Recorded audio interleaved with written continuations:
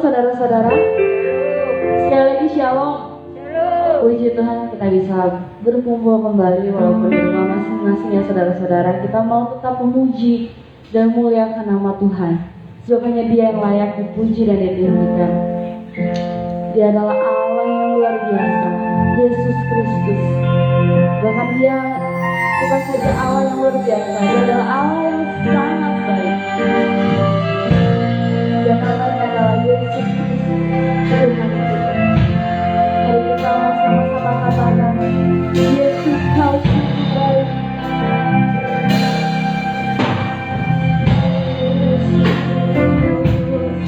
Kau sungguh baik, Yesus. Namamu indah, Yesus. Ku cinta Kau selalu, ku tinggikan, ku adukan lamanya. Yesus Kau sungguh baik, Yesus. Kau sungguh baik, Yesus. Namamu indah, Yesus.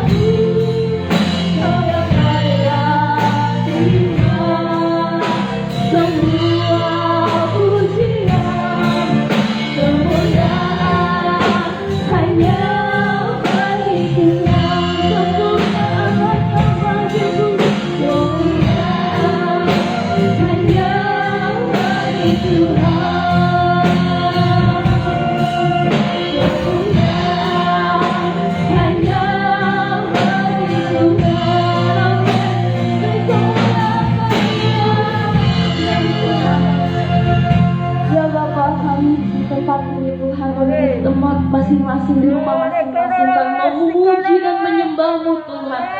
Bukan karena paksaan, bukan karena ini hari Minggu, tapi kami percaya karena kami benar-benar mau memuji dan menyembah-Mu Tuhan. Inilah hidup kami untuk menyembah-Mu dalam roh dan kebenaran ya Bapa. Maka dari itu Tuhan kami akan mulai ibadah pada hari ini ya Tuhan. Biarlah Engkau selalu hadir di setiap rumah-rumah kami dimanapun kami berada ya Bapa, sehingga benar-benar kemuliaan-Mu dinyatakan, hadirat-Mu dirasakan oleh para jemaat-Mu ya Tuhan, sehingga kami bisa bersama-sama memuji dan menyembah-Mu lebih lagi ya Bapa, sebab Kau adalah Allah yang baik, Allah yang luar biasa. Terima kasih Tuhan, kami akan doa ini dalam nama Tuhan Yesus Kristus. Haleluya, amin. Haleluya. Saudara-saudara masih tetap semangat, amin. Sebab kita menyembah Tuhan yang baik. Maka dari itu mari kita mau terus bersyukur kepadanya dan kita nyatakan bahwa Tuhan itu baik. Tiada berkesudahan kasih sayang dalam hidup kita. Amin. Maka dari itu kita mau terus memuji Dia.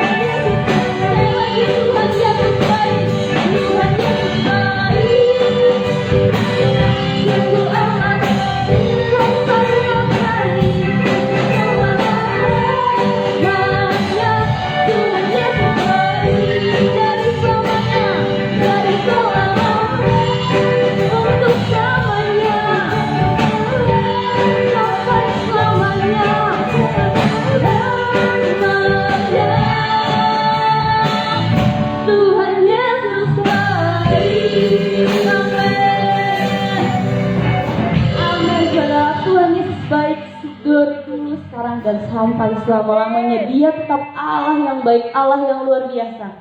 Dan setiap hari kita merasakan rahmat-Nya. Bahkan pada pagi hari ini, pada hari ini kita terus merasakan rahmat Tuhan. Maka dari itu kita mau terus meninggikan nama Dia, sebab Dialah yang layak dipuji.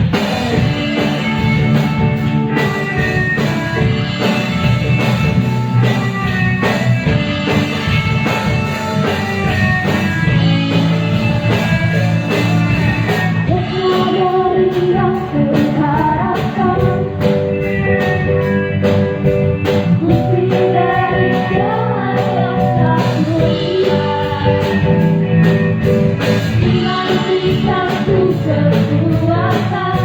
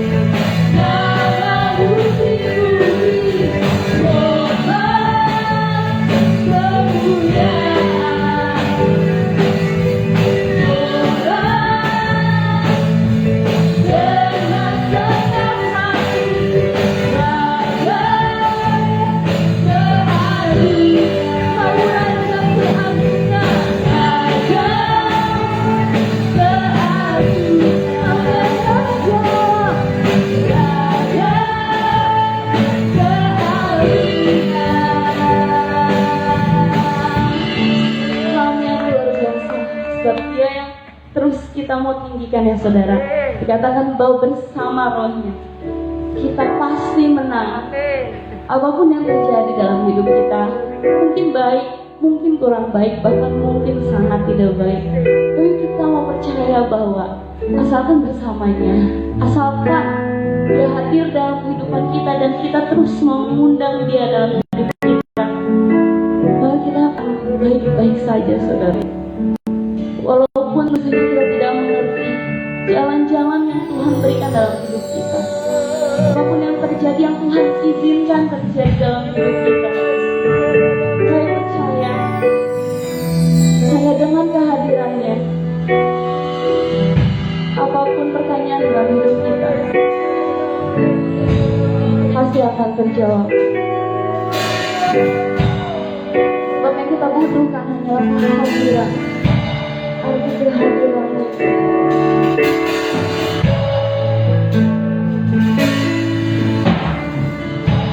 Jangan bukan terselami,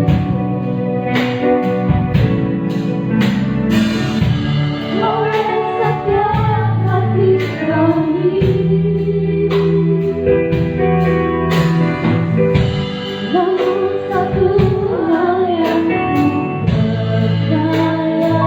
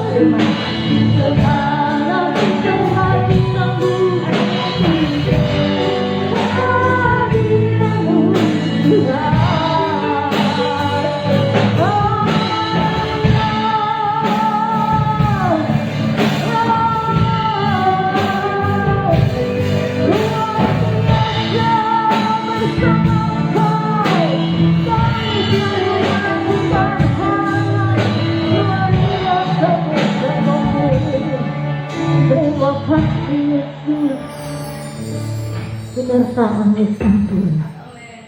Dengan tangan-Mu penuh damai, aman sejahtera walaupun di tengah badai.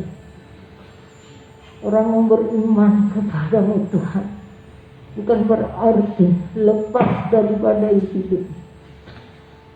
Oleh sebab itu Tuhan, kami sangat berbahagia, kami sangat bersukacita di dalam Engkau. Walau di tengah badai yang sementara bergelora, haleluya, penyertaan sempurna. Karena kami terus merasakan damai sejahtera, ketenangan, kegelisahan itu kami bisa menepis. Itu karena kasih karunia-Mu dalam hidup kami. Kami bersyukur, kami yang ada di tempat ini maupun umat-Mu yang ada di rumah masing-masing Tuhan. Hamba percaya Tuhan, penyertaan yang sempurna yang terus menyertai umat-Mu dimanapun mereka berada Bapa. Kaum keluarga kami dimanapun mereka berada ya Bapa, merasakan kasih karunia-Mu ini Tuhan. Oleh sebab itu Tuhan, biarlah kebenaran firman-Mu pada saatnya akan disampaikan akan lebih membuka mata hati kami ya Tuhan, memahami rancangan-rancangan yang luar biasa ke depan. Di balik badai ini ada sesuatu yang luar biasa yang Kau akan percayakan kepada kami. Oleh sebab itu, biarlah kami tetap menjaga stamina kami, agar kami tetap semangat ya Tuhan. Haleluya, percaya bahwa ada pengharapan yang indah yang Kau sementara siapkan bagi kami semua umat-Mu. Terima kasih Tuhan. Segala yang bukan daripada-Mu yang akan mengambil benih firman-Mu, kami mau tolak, kami hancurkan semuanya di dalam nama Tuhan Yesus Kristus. Darah Yesus yang berkuasa. Terima kasih Tuhan. Urapan merihat-Mu Tuhan atas hamba ini Kau nyatakan. Dan yang GL Sinar tadi Tuhan, Kau terus berbaharui dengan urapan dan kekuatan kesehatan juga ya Bapa. Makasih Tuhan. Kami bersyukur bisa menikmati firman-Mu dan nanti akan bersekutu dengan tubuh dan darah-Mu dalam perjamuan kudus. Haleluya, biar benar-benar kami mencapai hadirat-Mu yang klimaks. Berkat yang sempurna itu nyata bagi kami. Hanya di dalam nama Tuhan Yesus Kristus. Haleluya. Amin.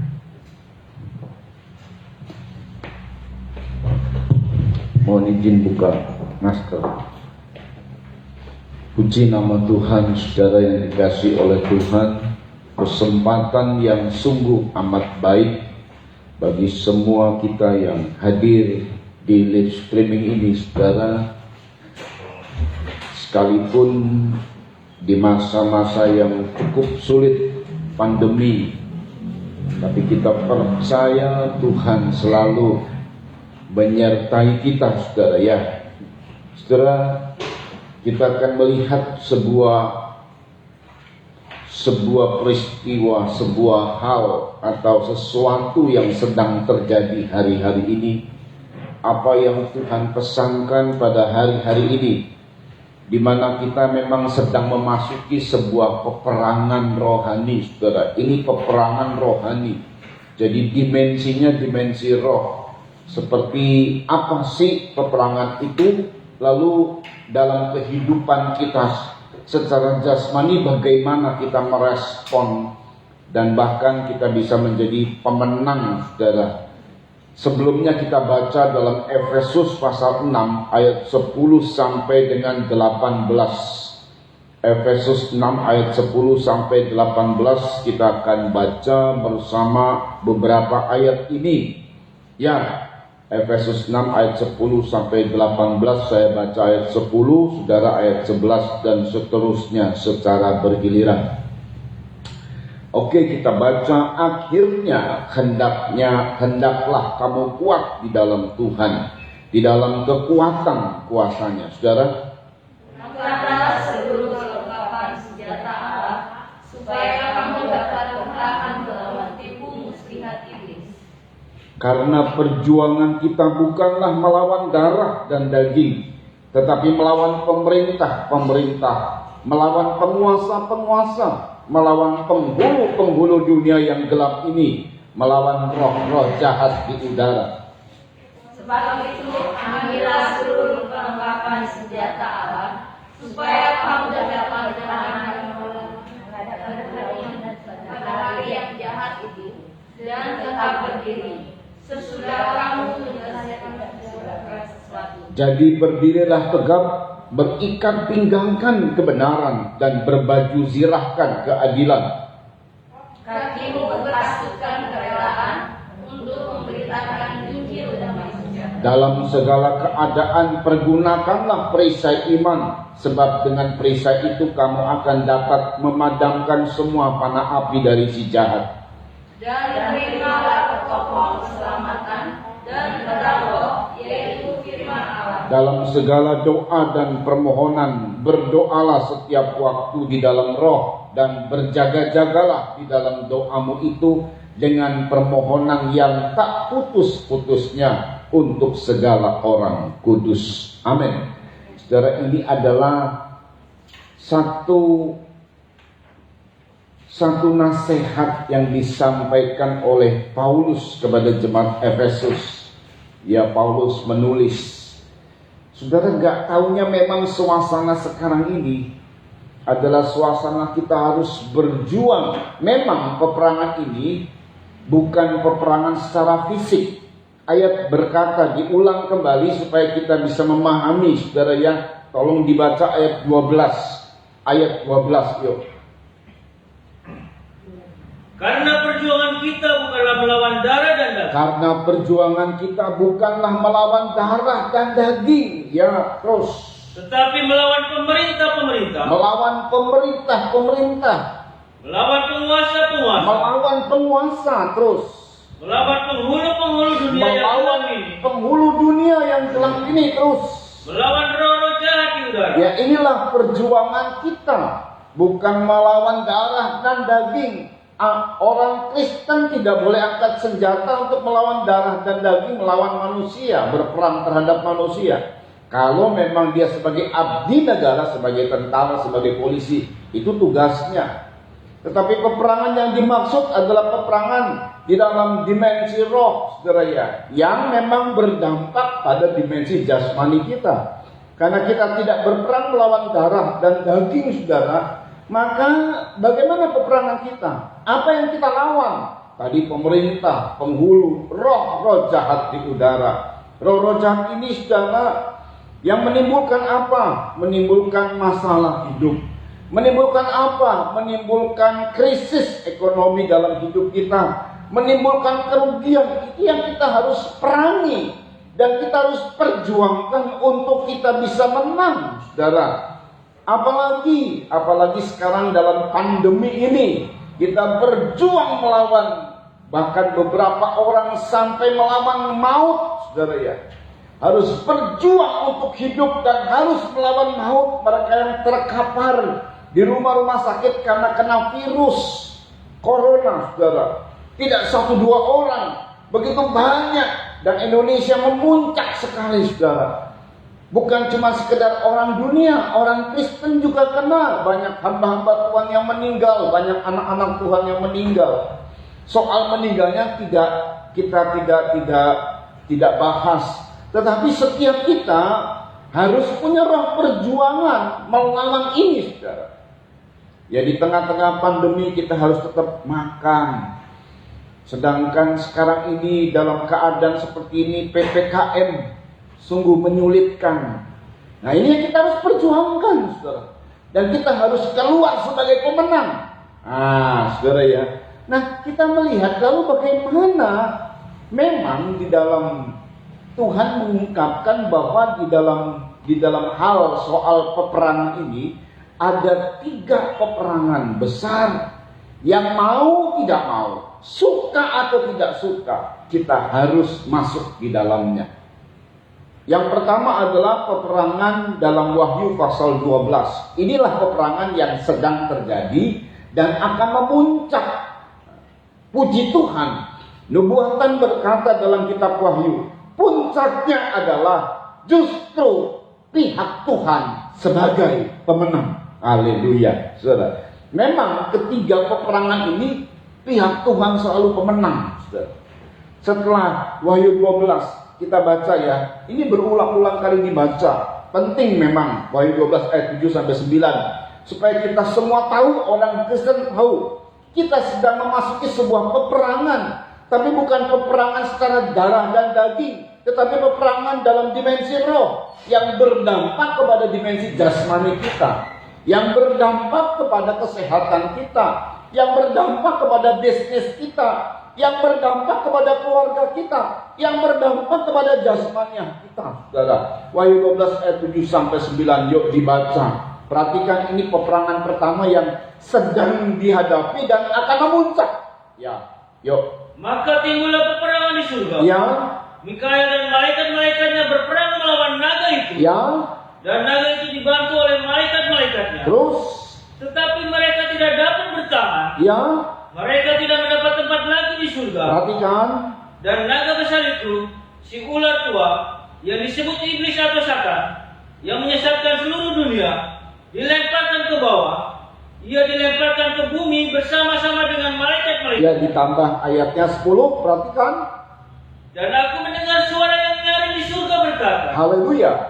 sekarang telah tiba keselamatan Ya, dan kuasa ya, dan pemerintahan Allah kita ya, dan kekuasaan Dia yang diurapinya, ya, karena telah dilemparkan ke bawah pendapat saudara-saudara kita, ya. yang mendakwa mereka siang dan malam di hadapan Allah kita. Iya, saudara. Jadi kemenangan peperangan ini saat kita tidak terdakwa. Saudara, saya berdoa supaya kita ini selalu merasa tidak terdakwa oleh iblis. Yang kedua, kita tidak dituduh hati kita, menang kita.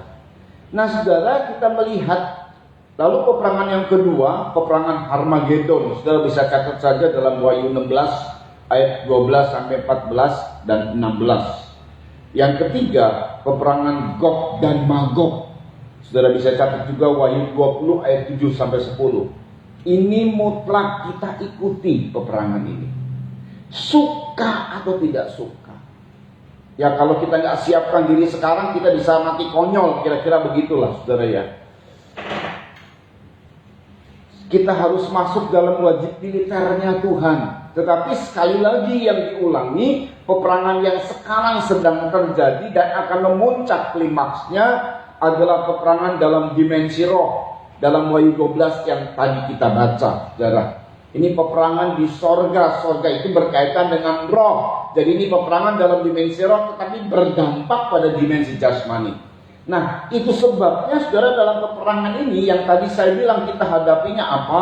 Hadapi, karena kita tidak berhadapan dengan manusia, kita berhadapan dengan virus corona misalnya. Kita berhadapan dengan roh-roh jahat, penghasut, pengaruh dari dunia, pengaruh dari roh jahat, penguasa, pemerintah yang cenderung membuat kita takut, membuat kita gemetar, membuat kita cemas. Itu kita harus perangi. Perasaan takut, perasaan cemas, panik. Nah, ini kita harus perangi, saudara. Kemudian juga dalam bisnis di tengah-tengah pandemi kita bingung, panik, kita nggak bisa kerja. Waduh, ini bagaimana? Nanti makan pakai apa? Lalu dan lain sebagainya. Wah, campur baur. Kehidupan saya ke depan gimana? Masa depan anak-anak saya gimana? Ini panik, saudara. Nah, ini peperangan-peperangan yang kita hadapi. Peperangan-peperangan di mana kita harusnya tenang, tidak panik. Tetapi di samping itu, itu sebabnya kita akan melihat, saudara ya, di dalam peperangan selalu ada pihak yang menang dan pihak yang kalah. Saya sih berdoa karena Tuhan nubuatkan kita selalu pihaknya menang. Tetapi juga tidak disangkal ada beberapa orang yang kena serang balik, kena akhirnya menjadi kalah, imannya menjadi gugur. Problem masalah terus menghantui dia, menjadi cemas, ketakutan dan merasa terdakwa. Yaitu pihak kalah itu terdakwa, merasa terdakwa, merasa tidak layak. Itu pihak yang kalah, merasa tertuduh. Itu kita kalah kalau begitu, saudara. Nah, itu sebabnya, saudara ya, dengan keberadaan kekala itu, apa yang kita doakan tidak menghasilkan sesuatu. Kita butuh mujizat. Itu sebabnya kita perlu doa. Memang kita suka berdoa, tapi doa kita ini menang atau kalah, berhasil atau tidak. Nah, ini yang kita harus pahami, saudara. Tuhan sudah menyampaikan bahwa kita ini pemenang. Ada orang berkata kita ini adalah orang-orang yang lebih dari pemenang, tapi kenyataan hidupnya kalah terus dia. Kenyataan hidupnya tidak seperti apa yang menjadi teori buat dia. Kenyataan hidupnya tidak seperti apa yang dia pikirkan. Kenyataan hidupnya tidak seperti apa yang diharapkan, saudara. Nah, kita itu sebabnya perlu mengetahui bagaimana caranya. Lalu saudaranya, di dalam peperangan rohani ini hanya ada dua kubu. Kubu Kristus dan antinya. Ya, nanti dari mulai Lucifer, iblis, sinaga, sampai kemudian terus adalah antek-anteknya, sampai kepada manusia antikrisnya, sampai kepada mereka yang tercap antikrisnya. Capnya itu di dalam jual beli, saudara ya. Jadi pengaruh dunia, tuh iblis sahabatnya dengan dunia, saudara. Pengaruh keduniawian. Jadi cuma ada dua pihak Tuhan, pihak Kristus dan antinya. Kalau engkau bersahabat dengan dunia, engkau musuh Tuhan. Nah itu, saudara ya. Jadi kalau kita ini memakai pola dunia, itu langsung menjadi musuh Tuhan. Nah saudara, di dalam peperangan ini, baik dua belah pihak ini selalu memakai perlengkapan senjata perang. Baik dari pihak Tuhan maupun pihak iblis. Ini bukan main-main. Memakai perlengkapan senjata perang. Itu sebabnya disampaikanlah oleh Paulus bahwa ada senjata perang. Perlengkapan senjata perang. Wow. Saudara, sebelum hal itu, kita harus memahami dulu. Apa yang dipahami? Orang yang masuk dalam peperangan ini bukan anak kecil. Tidak boleh, saudara. Itu akan melanggar hak asasi manusia kalau tentara itu berasal dari anak-anak. Maka Alkitab menyebut, sekarang kita memakai aturan kebenaran firman. Orang yang boleh berperang adalah orang yang sesuai dengan bilangan 1 ayat 2 dan 3. Yuk dibaca.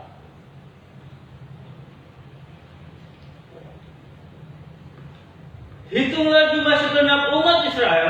Hitunglah jumlah segenap umat Israel. Ya. Menurut kaum-kaum yang ada dalam setiap suku mereka. Perhatikan. Dan catatlah nama semua laki-laki di Israel. Ya. Yang berumur 20 tahun ke atas. Itu harus berumur 20 tahun ke atas. Saudara ya. Ini adalah satu umur dewasa. Tidak boleh kanak-kanak. Bahkan remaja saja tidak boleh, saudara. Di bawah umur tidak boleh. Mesti 20 tahun ke atas. Itulah mereka yang boleh berperang. Terus. Dan yang sanggup berperang. Yang sanggup berperang. Terus. Orang demi orang. Orang demi orang. Terus. Engkau ini beserta Harun harus mencatat mereka menurut pasukannya masing-masing. Ya. Jadi yang pertama diperhatikan untuk masuk dalam peperangan itu adalah orang-orang yang 20 tahun ke atas. Karena dibicara mengenai peperangan rohani, maka ini adalah umur dewasa rohani. Ada orang yang dewasa tetapi rohaninya kanak-kanak. Makanya rohani kanak-kanak bukan cuma sekedar tidak boleh perang, tetapi akan kalah selalu. Ini rohani kanak-kanak, saudara. Tapi ada anak-anak yang memang akhirnya menjadi dewasa. Karena Tuhan sedang memakai banyak anak-anak yang dipakai oleh Tuhan. Karena ada roh Tuhan di dalamnya. Jadi bukan sekedar pada usia manusia. Bukan umur manusia. Bukan umur jasmani, saudara. Umur boleh sepertinya matang. Tapi bagaimana rohani? Sebab ini peperangan rohani. Nanti kita lihat, saudara ya. Seperti apa sih anak-anak? Seperti apa sih umur dewasa secara rohani itu? Dewasa secara rohani seperti apa, anak-anak rohani seperti apa, supaya kita harus meninggalkan anak-anak rohani dan masuk dalam peperangan. Sebab orang-orang yang berperang inilah yang kemudian akan mendapat potensi menang, akan mendapat peluang menang. Nah, saudara ya, kalau kanak-kanak udah pasti kalah. Kanak-kanak udah pasti kalah. Tapi orang-orang dewasa ini yang wajib untuk masuk dalam peperangan, saudara ya. Dewasa rohani. Di samping itu, poin kedua, sebab dalam peperangan ini nggak boleh sembarangan. Di dunia saja ada aturan, saudara. Di dalam poin kedua, kita masuk tentang hal bagaimana orang berperang. 2 Timotius 2 ayat 3 dan 4. Yuk, 2 Timotius 2 ayat 3 dan 4. Ikutlah menderita sebagai seorang prajurit yang baik. Ikutlah menderita sebagai seorang prajurit. Nah, jadi mesti masuk wajib militer. Mesti menjadi prajurit. Gak boleh menjadi penduduk sipil. Dalam peperangan apapun nih, kalau misalnya ada pemboman dan terkena warga sipil, itu melanggar hak asasi manusia. Tapi kalau yang kena tentara ya nggak apa-apa, yang mati tentara nggak apa-apa. Tapi begitu kena warga sipil, maka orang yang melakukan tindakan peperangan ini mesti dihukum. Karena dia melanggar hak asasi manusia. Sipil tidak boleh berperang. Selalu ada kesempatan. Dalam peperangan misalnya akan dikasih suara, entah sirine sebagai tanda, di mana warga sipil diizinkan dulu untuk mengungsi. Di dalam medan peperangan itu warga sipil diizinkan dulu mengungsi, tinggal kumpul tentara pembela negara itu misalnya. Dilawan dengan pembela negara ini misalnya. Ah, tentara dengan tentara, warga sipil tidak boleh. Jadi kalau kita masuk dalam untuk memasuki peperangan rohani, mau atau tidak mau, suka atau tidak suka, masuk dalam wajib militernya Tuhan. Dan seorang prajurit ini, saudara ya, ini dia. Jadi saudara ya, seorang prajurit kita nggak seperti yang baris berbaris segala macam, tidak.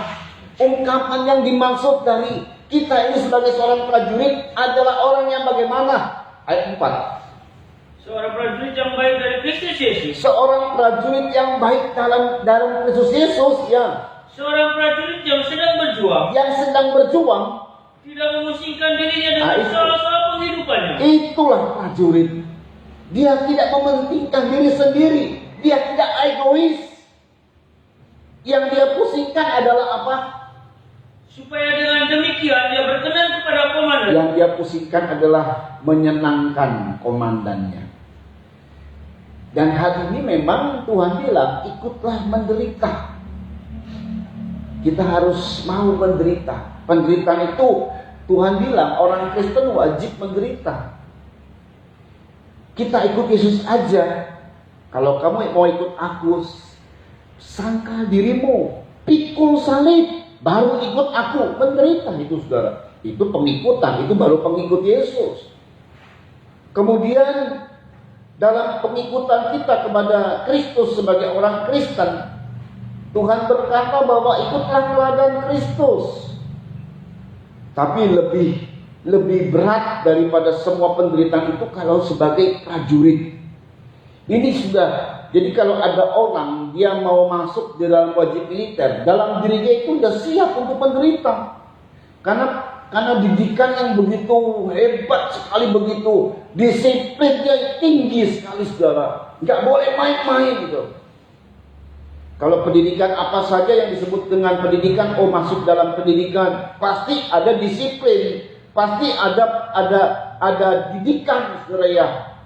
Tapi didikan militer itu didikan yang paling berat dari semua didikan. Dari pendidikan manapun juga, pelatihan manapun juga, pendidikan militer itu paling berat. Dan itu sudah harus siap sudah. Saya siap menderita. Bahkan penderitaan sampai kepada penderitaan fisik, saudara. Tujuannya apa? Supaya punya mental yang kuat. Nah, seperti itulah yang Tuhan mau. Kadang-kadang kita dibawa dengan masalah-masalah. Kadang-kadang kita bertanya, kok begini Tuhan ya? Kenapa kau bawa saya begini? Masalahnya berat. Supaya mentalmu kuat, kata Tuhan. Sebagai prajurit harus punya mental yang kuat. Dan seorang prajurit ini, saudara, penekanannya pada menyenangkan komandan. Dia mesti di bawah jalur komando. Itu prajurit, saudara. Gak bisa dia mengambil inisiatif sendiri. Dia menyerahkan haknya kepada aturan komando. Saudara ya. Itu sebabnya, saudara, setiap kita harus punya komando. Atau harus punya atasan. Jangan maunya sendiri. Wah, saya mah nggak perlu atasan, saya nggak perlu penggembalaan. Ini keliru ini. Bisa tersesat ini yang begitu. Tetap biarpun kita di rumah-rumah kita punya penggembalaan, kita punya atasan. Terlatih di situ, saudara ya. Terlatih di dalam tunduk kepada atasan, tunduk kepada pimpinan. Itu yang benar. Gak sembarangan, saudara.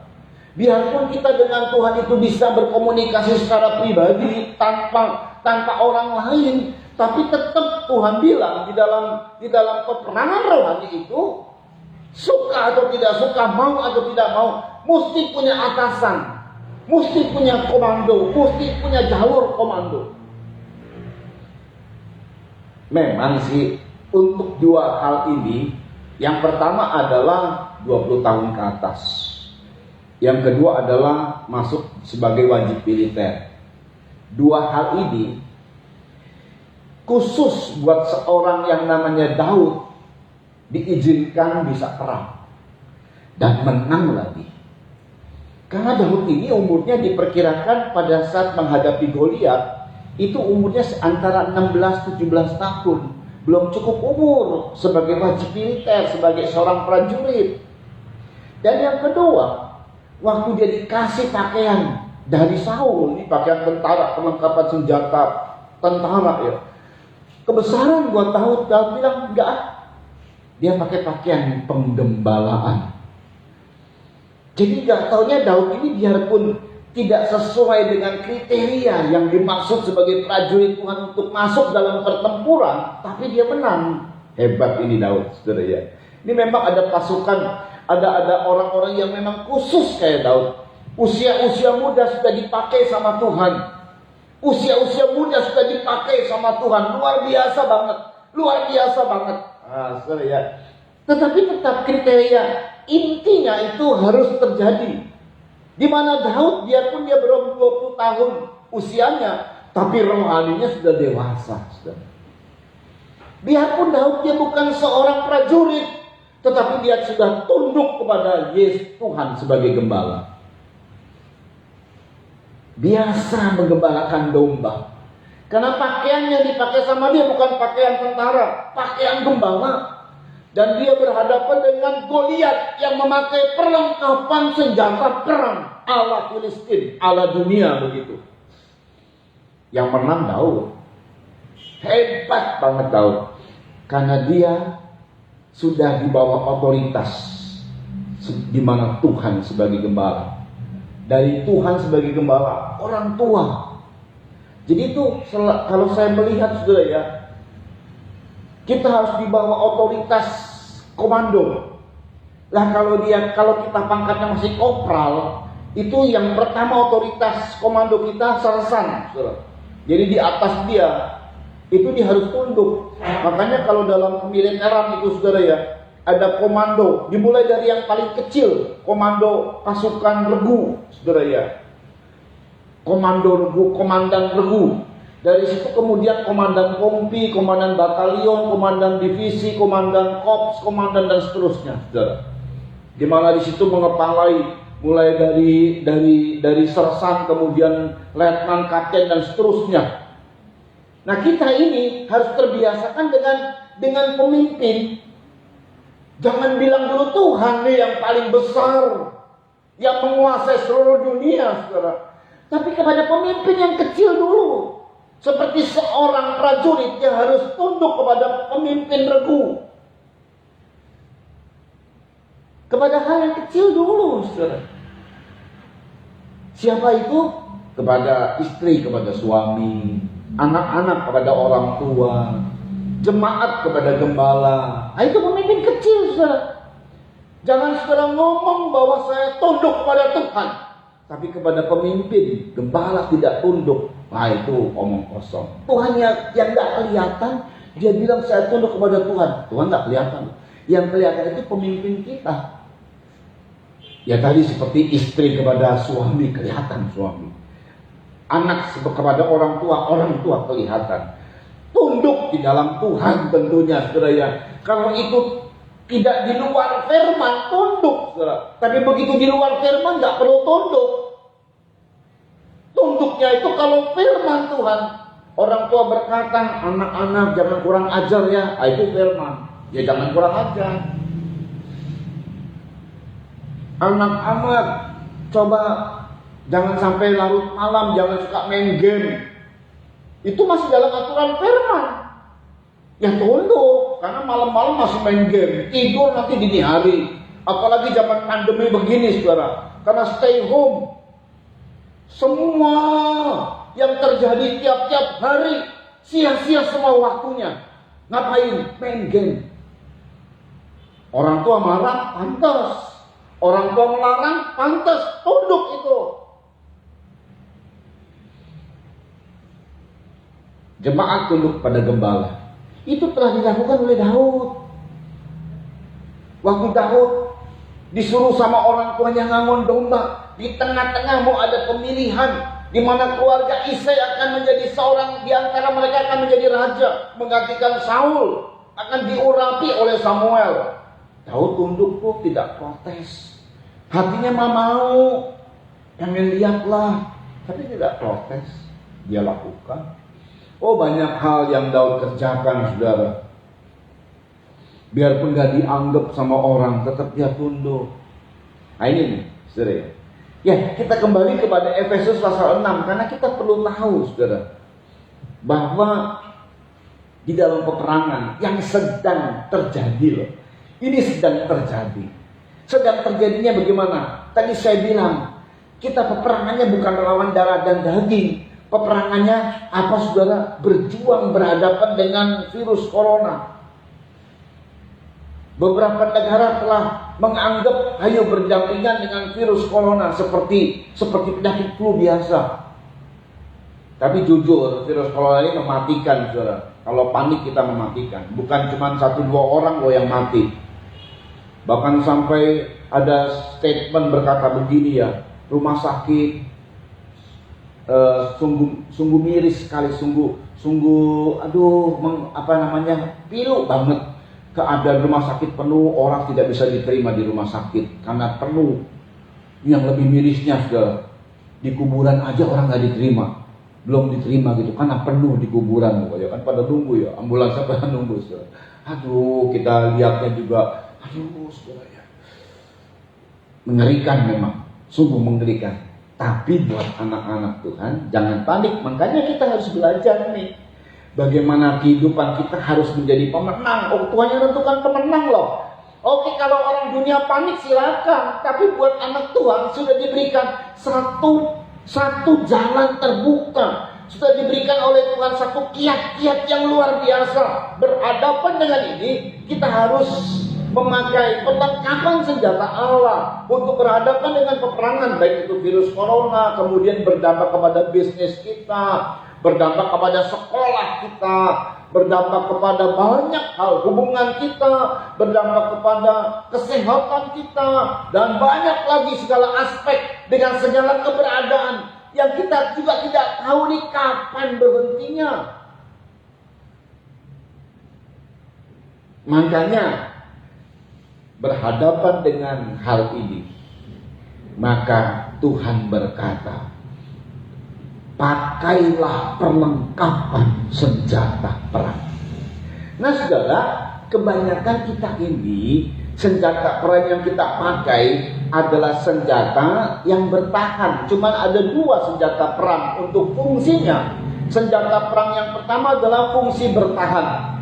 Jadi dalam peperangan itu ada bertahan dan menyerang, saudara. Bertahan dan menyerang, bertahan dan menyerang. Jangan menyerang terus. Nggak bertahan, nggak siaga, konyol kita. Atau juga jangan bertahan terus nggak pernah nyerang, mati kita. Bertahan dan menyerang, bertahan dan menyerang.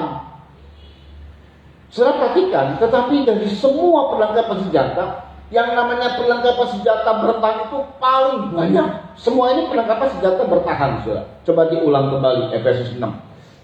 Nah, saudara ya, banyak kali orang terus bertahan, nggak nyerang, saudara. Yuk, dibaca nih. Ayat 10 dimulai, atau ayat 13 ya, betul ya, ayat 13. Kita langsung saja. Yuk. Sebab itu ambillah seluruh perlengkapan senjata Allah, Yang supaya kamu dapat mengadakan perlawanan pada hari yang jahat itu, dan tetap berdiri sesudah kamu menyelesaikan segala sesuatu. ya, terus Jadi berdirilah tegak, ya, berikat pinggang kebenaran. ikat pinggang itu masih terhitung senjata bertahan. Terus Berbaju zirahkan keadilan. apalagi berbaju zirahkan keadilan. Baju zirah itu senjata bertahan, saudara. Pelindung. Terus Kakimu berkasihkan kerelaan untuk memberitakan Injil damai sejahtera. bertahan itu adalah senjata pelindung, buat melindungi tubuh kita supaya jangan kena serangan musuh. Kaki mesti pakai sandal atau sepatu, itu pelindung buat kaki, saudara ya. Terus Dalam segala keadaan pergunakanlah perisai iman. perisai ini, saudara ya, perisai ini juga terhitung senjata untuk bertahan, melindungi. Bertahan itu melindungi. Terus Sebab dengan perisai itu kamu akan dapat memadamkan semua panah api dari memang segala. luar biasa yang namanya iman. Segala panah api dari iblis, termasuk itu virus corona, itu bisa padam dengan iman. Ya, terus Dan terimalah ketopong keselamatan. ketopong keselamatan itu atau helm, saudara ya, itu untuk melindungi dari kepala, saudara ya. Ada pelindung badan, baju zirah, ikat pinggang dan lain sebagainya. Ya, terus Dan pedang roh. tetapi dengar, ada senjata untuk menyerang yang namanya pedang roh. Terus Yaitu firman Allah. yaitu firman Allah. Terus Dalam segala doa dan permohonan. nah, dalam segala doa, mari kita berdoa. Ya, berdoa saja. Ini senjata bertahan sebenarnya. Cenderung kepada senjata bertahan. Ya, kita berdoa saja. Ada masalah, ya kita berdoa saja. Ayo tingkatkan doa. Tambah lagi dengan puasa. Ini senjata bertahan semua, saudara ya. Terus Berdoalah setiap waktu di dalam roh. ya, Dan berjaga-jagalah di dalam doamu itu dengan permohonan yang tak putus-putusnya. ya, Untuk segala orang kudus. ya, saudara ya. Doa ini kebanyakan senjata bertahan, saudara ya. Mari kita berdoa, Lalu ada senjata, sebenarnya senjata menyerang. Gunakan pedang roh. Yaitu dijelaskan, apa itu? Firman Tuhan. Doa dan firman. Ini doa ini memang senjata bertahan kalau doa, saudara ya. Cenderung senjata bertahan. Karena doa itu akan menyerahkan kepada Tuhan dan Tuhan bertindak. Tapi ada satu sebenarnya yang Tuhan berikan kepada kita. Senjata menyerang adalah pedang roh. Kalau dekat pedang, kalau ada yang sedikit jauh ada tombak. Sama semuanya, itu penyerang semua. Yang lebih jauh lagi ada panah. Semuanya penyerang, saudara. Intinya sama, untuk menghancurkan musuh. Baik itu pedang maupun tombak, atau yang lebih jauh, arahnya ke jauh, panah. Ini semuanya sama, saudara. Ada juga nanti yang ada palu dan lain sebagainya. Semuanya berkaitan dengan firman. Jadi firman yang disampaikan. Firman itu seperti pedang. Namun kita lihat dulu bagaimana ini kuasa pedangnya Tuhan. Kuasa firman Tuhan itu seperti pedang. Itu seperti apa hebatnya? Nah, kita mesti tahu senjata kita canggihnya seperti apa. Kadang-kadang orang tidak tahu. Misal saudara ya, ada orang dikasih senjata yang begitu hebat sekali. Ini canggih sebenarnya, senjatanya canggih. Tapi karena dia nggak bisa menggunakan, dia pakai jadi tongkat aja, atau dia jadi Wah, ini pada misalnya senapan gitu ya. Dia nggak nggak nembak gitu ya. Dia malah pegang untuk gagang seperti tongkat begitu, dia nangkis, orang nangkis ini dikepukul sama senapannya. Cuk, orang gitu saudara ya. Ya paling benjol. Karena dia nggak tahu menggunakan. Kalau dia tahu menggunakan, oh begitu kok, dar. Oh ini keluarnya sekian banyak loh. Waktu ditembakkan ini keluarnya bisa 50 misalnya. Sekali tembak 50 keluar. Oh, seperti itu saudara ya. Karena nggak tahu, nggak canggih, nggak ngerti dia. Senjatanya canggih tapi orangnya nggak ngerti. Pedang Ho ini lebih canggih daripada senjata manapun. Ibrani 4 ayat 12 sampai 13. Harus tahu senjata kita, saudara. Ini hebat sekali. Yuk. Sebab firman Allah hidup. Firman Allah itu hidup. Terus. Dan kuat. Dan lebih tajam daripada pedang bermata dua manapun. Sebutkan senjata mana yang ada. Silakan yang paling canggih disebut. Dia tidak hidup. Itu benda mati semua. Tapi senjata dari pedang roh yang namanya firman Allah itu hidup. Kedua, dia kuat. Dan dia lebih tajam dari pedang manapun, bermata dua manapun, lebih tajam. Ini hebat ketajamannya. Yuk dibaca. Ia menusuk amat dalam sampai memisahkan jiwa dan roh. Ia menusuk amat dalam sampai memisahkan jiwa dan roh. Terus.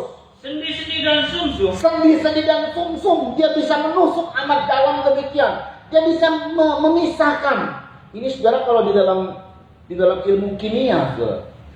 Seseorang yang ingin menciptakan katakanlah vaksin.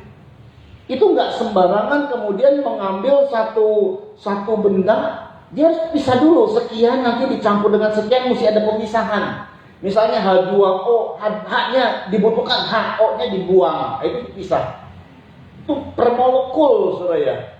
Bahkan per DNA. Nah, itu kemampuan firman. Memisahkan. Dipisahkan supaya ini yang digunakan, betul-betul ini murni yang digunakan, nah itu yang dipakai. Ya terus. Ia sanggup membedakan pertimbangan dan pikiran hati kita. Sanggup membedakan pertimbangan dan pikiran hati kita. Wow, terus. Dan tidak ada suatu makhluk pun yang tersembunyi di hadapannya. Nah ini, kalau kita punya pedang roh ini, kita juga harus memahami bahwa pedang roh ini mampu melakukan tindakan. Katakanlah, membaca, menerawang. Kalau kita punya firman, kita bisa membaca situasi. Kalau kita punya firman, kita bisa membaca ke depan kita seperti apa. Itu kalau kita punya firman. Kita tidak panik. Kalau kita punya firman, gak bingung dengan orang lain. Kalau kita punya firman, maka kita mengetahui. Karena di dalam firman ini, apa yang diungkapkan, mari terus. Sebab segala sesuatu telanjang. Segala sesuatu telanjang, terus. Dan terbuka di depan mata dia. Terbuka di depan mata dia, terus. Yang kepadanya kita harus memberikan pertanggungjawab. Iya. Kalau kita punya firman, kita bisa membongkar tipu muslihat dari iblis, bahkan manusia-manusia. Sehingga kita tidak terseret, sehingga kita tidak tertipu. Kita bisa melihat semua situasi, saudara. Sebab di dalam firman itu terbuka.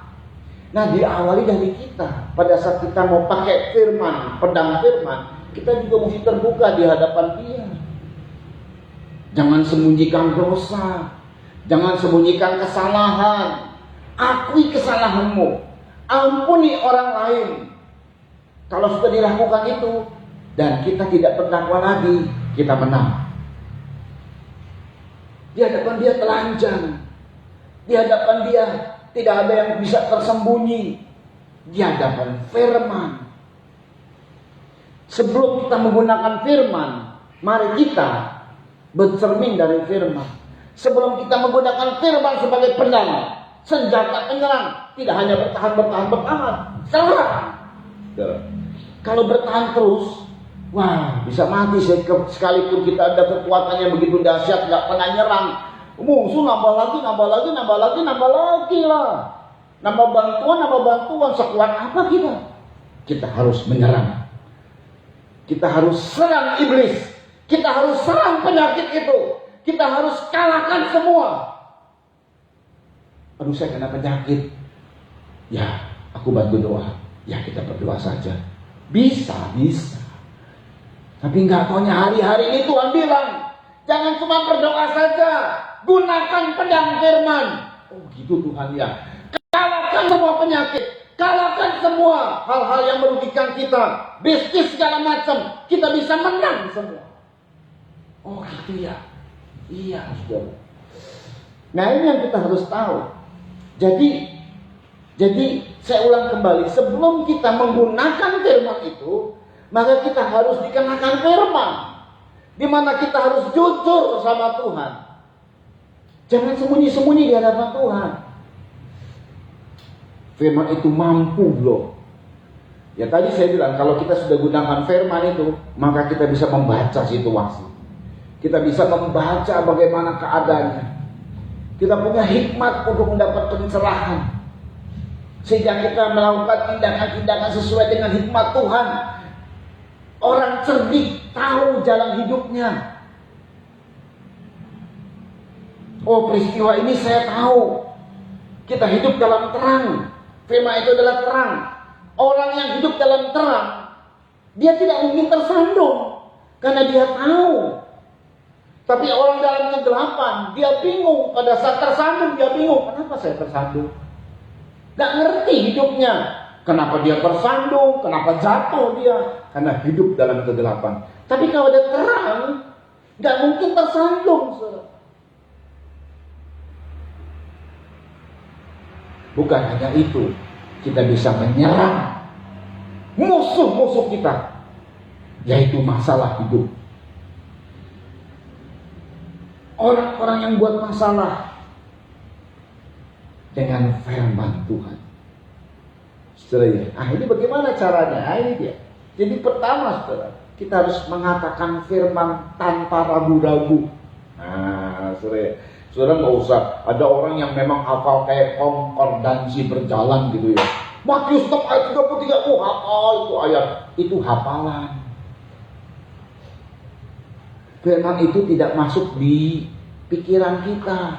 Kalau saudara membaca tentang benih pada Yesus, pada saat Tuhan memberikan perumpamaan tentang benih, yaitu firman Tuhan, masuknya bukan di pikiran, masuknya di mana? Hati. Jadi firman yang kita dengar itu masuknya harusnya di hati, bukan diingat. Oh, bukan, tapi di hati. Kalau hatinya baik, adalah hati yang tidak ada sakit hati, adalah hati yang penuh dengan damai sejahtera, itu firman masih berbuah. Nah, saudara ya, jadi dengan baik Tuhan bilang hal ini, sampaikan kepada umatku, sampaikan kepada anakku yang kekasih, masuk dalam peperangan. Kamu jangan hanya senjata bertangan, ayo senjata menyerang. Sudah kuberikan kepadamu firman hidup, kuat. Lalu firman itu bagaimana cara menggunakannya? Ya dengan kata-kata. Saudara ya, firman itu bukan dengan gerakan ritual begitu. Firman tidak akan bereaksi dengan gerakan kita, saudara. Firman bereaksi dengan kata-kata kita. Kata-kata firman, kata-kata positif, kata-kata iman. Makanya hidup ini harus dipenuhi dengan firman. Kalau hati saudara penuh dengan firman, maka perkataanmu meluapkan dari hati. Karena kata-katamu itu keluarnya firman. Mengapa keluarnya firman? Karena meluapnya dari hati.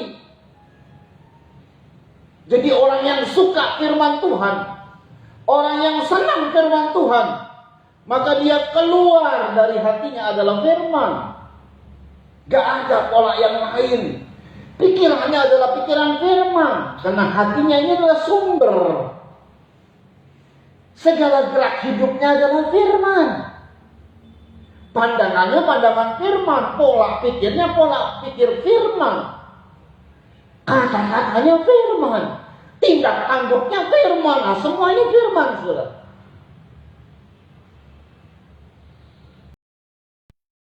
Nah, firman Tuhan, firman ini adalah hal yang kita harus keluarkan.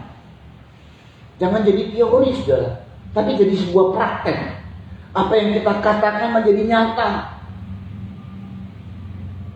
Saudara ya. Cuman diulang kembali. Orang yang kanak-kanak rohani, biarpun dia mengatakan firman, nggak pengaruh lah. Karena dalam Galatia, kalau kita kanak-kanak rohani, Galatia ini menyebut nggak ada otoritasnya gitu loh. Firman itu menjadi teori dalam dirinya. Firman ini harus menjadi kuasa. Bayangkan loh, langit bumi diciptakan oleh firman. Maka berkatalah, berfirmanlah Tuhan, terang, jadilah terang. Jadi itu. Kalau kita jadilah A, nggak jadi-jadi. Kenapa? Salahnya di mana? Saudara, gak taunya ini firman ini ada otoritas. Otoritas itu sesuatu yang kemudian kalau dikatakan A, ya jadi A. Kalau dikatakan B, ya jadi B. Itu ada otoritas, saudara. Dilaksanakan dari apa yang disampaikan, dari apa yang dikatakan, dari apa yang difirmankan. Gak taunya otoritas tidak didapat bagi yang masih kanak-kanak. Galatia 4 ayat 1 sampai 3. Di sini mungkin letak kesalahan kita. Galatia 4 ayat 1 sampai 3. Yuk. Yang dimaksud ialah selama seorang ahli waris belum akil balik. Kita ini ahli waris loh. Saudara, kalau beberapa orang yang kena COVID, memang saya bilang, saya WA, saya bilang sama mereka, ingat kamu ini sah sebagai anak Allah. Status anakmu sah. Dan yang namanya anak layak menerima janji Tuhan. Salah satu janji Tuhan adalah kesembuhan. Sah sebagai anak. Yang kedua, jangan panik, gunakan otoritas. Nah, sekarang anak ini memang ada kanak-kanak, ada anak yang masih ada bayi, balita bawah 5 tahun, lalu ada kanak-kanak. Ya, dia di bawah-bawah, ya masih kanak-kanak lah ya. Tetapi kemudian ada yang namanya anak itu sudah mulai remaja. Nah, ini yang dimaksud anak akil balik. Yuk dibaca. Sedikit pun ia tidak berbeda dengan seorang hamba. Selama seorang ahli waris belum akil balik atau belum menunjukkan tanda kedewasaan, akil balik itu adalah tanda kedewasaan, baru tanda loh. Belum dewasa bener sih, baru tanda. Diperkirakan antara umur 12, 13, 14. Itu tuh akil balik. Yang dimaksud ialah selama seorang ahli waris belum akil balik, sifatnya masih kekanak-kanakan, maka tidak beda dengan hamba yang tidak ada otoritas. Sebaliknya di bawah otoritas. Terus, sungguh pun ia adalah tuan dari segala sesuatu. Sungguh pun dia tuan dari segala sesuatu. Saat saudara lahir, dilahirkan dari air dan roh sebagai anak Allah, tapi hidupmu tidak bertumbuh-tumbuh, maka engkau sama seperti kanak-kanak yang sekalipun engkau adalah tuan di atas segala sesuatu, tapi tetap di bawah otoritas. Tidak punya otoritas. Otoritas akan diberikan bagi orang-orang Kristen yang telah menunjukkan tanda kedewasaan, akil balik. Terus, tetapi ia berada di bawah perwalian dan pengawasan sampai pada saat yang telah ditentukan oleh Bapaknya. Terus, demikian pula kita, selama kita belum akil balik, kita takut juga kepada roh-roh dunia. Itu ciri orang yang belum akil balik. Takluk kepada roh-roh dunia. Nah, ini mesti belajar ya. Kepada roh-roh dunia, penghulu-penghulu tadi, pemerintah ini pemerintah dalam konteks roh duniawi ya, roh jahat, roh kegelapan, pengaruh. Dengar, diramal sama ada Mbak Yu yang meramal gitu ya. Waduh, orang Kristen kok ngikut ramalan itu ya. Yaitu Mbak Yu-nya meninggal. Waduh, kamu disantet loh. Wih, takut. Kok takut ya? Takluk itu ya. Ada orang-orang tua bilang, kalau mau kawin jangan tanggal ini tanggal sial buat kamu. Diikuti tuh. Orang Kristen masih takluk, masih cemas, masih wah ini hari baik, ini hari tidak baik, ini hari apa? Waduh, itu masih takluk. Belum lagi dengan masih percaya dengan horoskop, masih percaya dengan ini segala macam syok dan lain sebagainya. Masih takluk, itu masih Kristen, belum akil balik. Saya tuh kalau satu gedung, kalau masuk dalam satu gedung dan masuk lift, saya tuh paling suka melihat angka di lift itu, saudara. Hampir semua lift dia punya orang Kristen kah, punya orang biasa kah? Itu kalau saya lihat 1, 2, 3, 5. Wah, nggak ada angka 4. 5, 6, 7, 8, 9, 10, 11, 12, 13 nggak ada, 14 nggak ada, 15.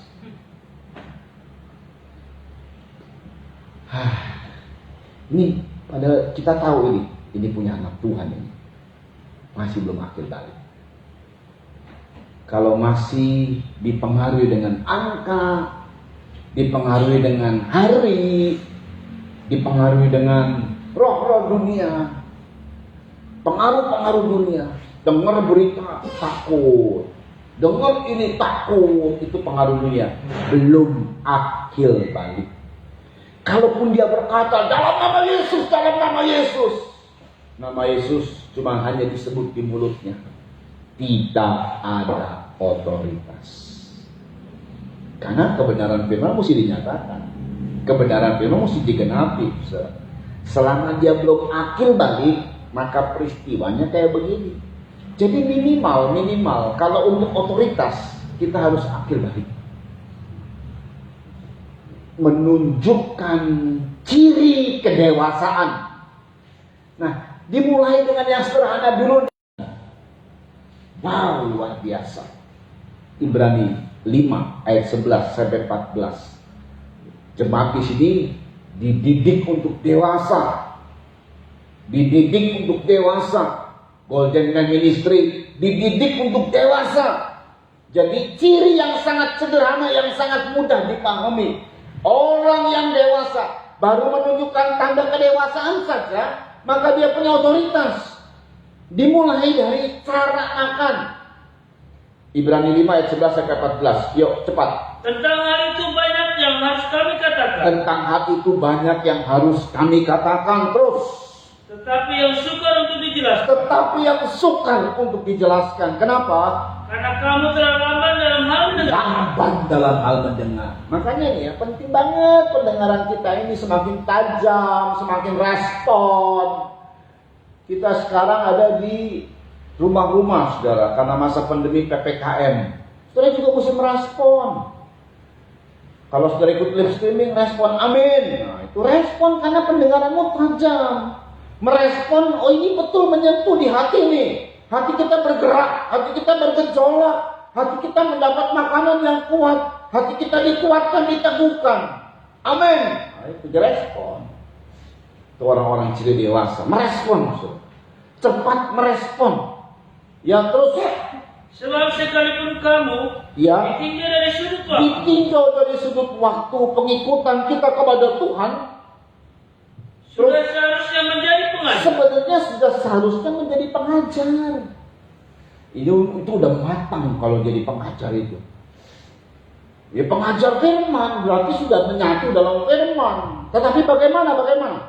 Kamu masih perlu lagi diajarkan asas-asas pokok dari pernyataan Allah. Iya, kamu masih perlu diajarkan asas-asas pokok dari pernyataan Allah.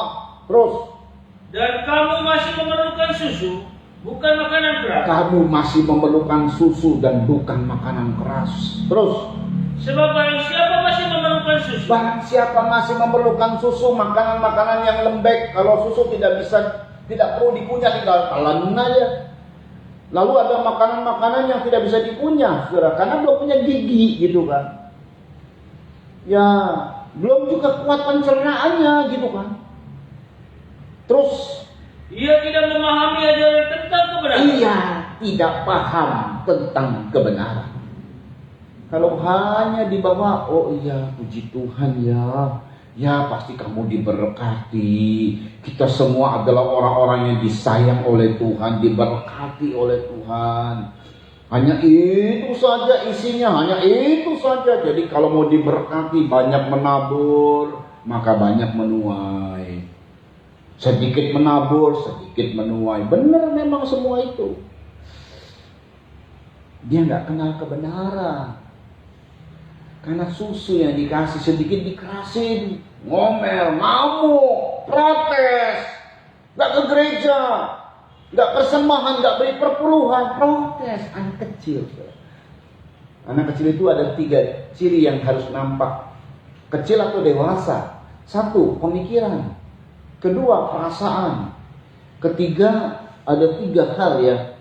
Kalau waktu aku kanak-kanak, merasa seperti kanak-kanak, berpikir seperti kanak-kanak, berkata-kata seperti kanak-kanak. Nah, dewasa beda perkataan, perasaan, dan pikirannya. Nah ini juga ayat 14. Tetapi makanan keras adalah untuk orang-orang dewasa. Adalah untuk orang dewasa. Yang karena mempunyai panca indera yang terlatih untuk membedakan. Punya panca indera yang terlatih untuk membedakan. Yang baik daripada yang jahat. Jadi kalau orang dewasa itu, lihatnya dari ciri hikmatnya. Cara dia merespon. Cara dia menerima firman dan merespon. Dan merespon firman. Mencerna firman. Oh iya. Oh saya mengerti itu, saya mengerti. Itu dewasa. Jangan kita cuma dewasa dalam bisnis, pandai sekali loh, mencari tahu pandai sekali, mengelola keuangan pandai sekali, kita ini mencari duit, tapi tidak dewasa dalam rohani. Sekarang bisnis lagi diserang, bisnis apapun kita lagi diserang. Saya tidak tahu sampai berapa lama. Tapi yang pasti hampir semua ditutup. Ini di Pegadaian ini saudara ya, toko-toko yang bukan kelontongan ditutup. Waduh, yang bukan jual kelontongan ditutup. Waduh, saudara punya bisnis restoran, oke, tapi dibatasi. Saudara bukan bisnis kelontongan, kalau ditutup bagaimana? Nggak boleh kerja. Waduh, menuju kepada kebangkrutan ini. Diserahkan.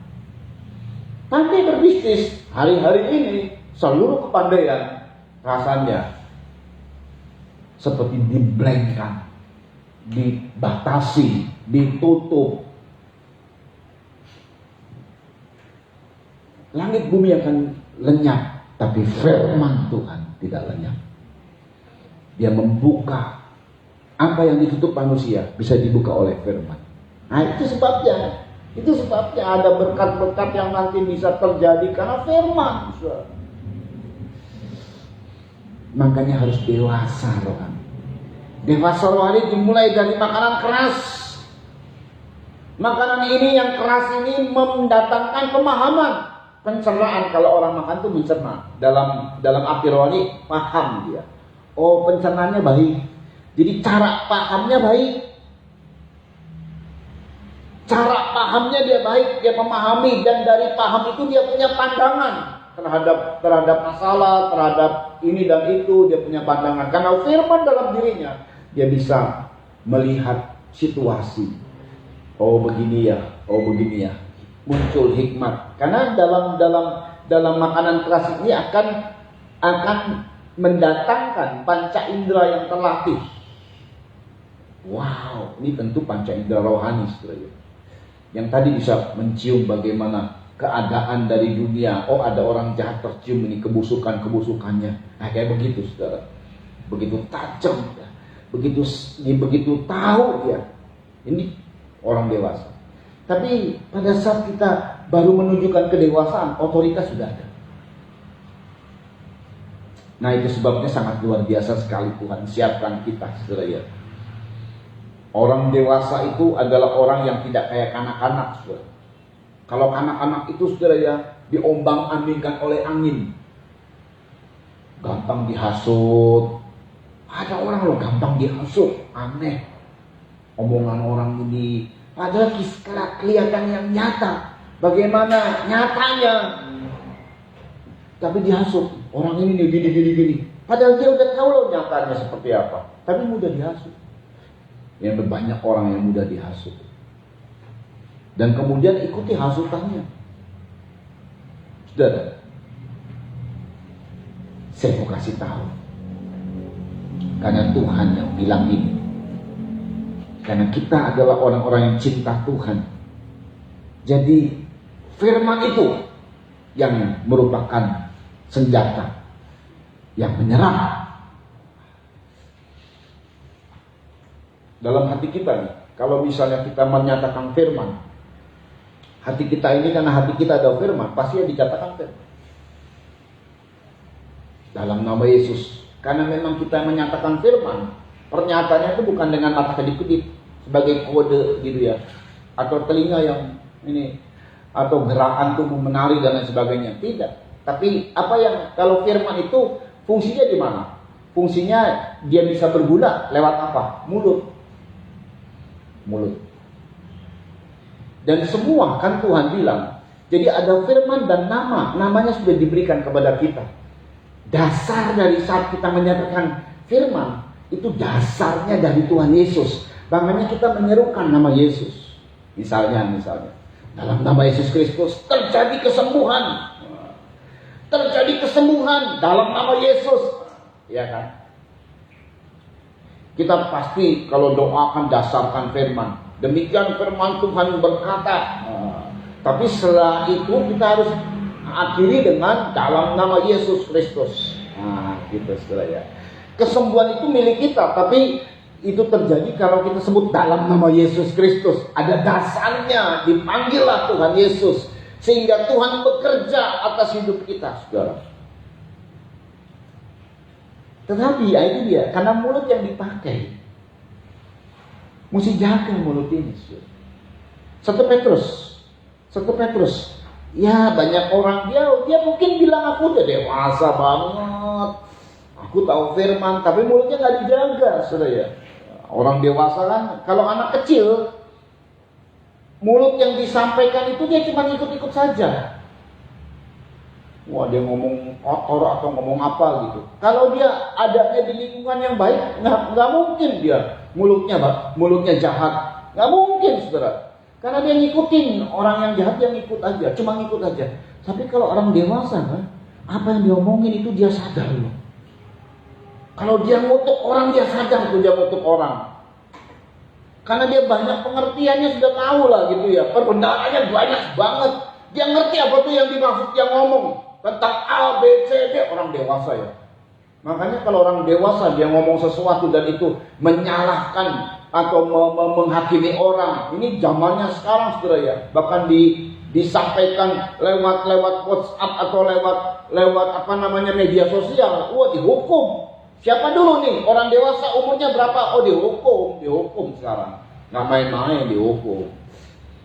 Ini aja yang siapapun yang menyebarkan berita hoax, ya kan? Ada aturannya tuh sekarang. Siapapun yang menyebarkan berita hoax akan dihukum. Wah, ada aturannya, saudara. Nggak main-main sekarang, dihukum. Berapa hukumnya gitu? Sudah ada aturan.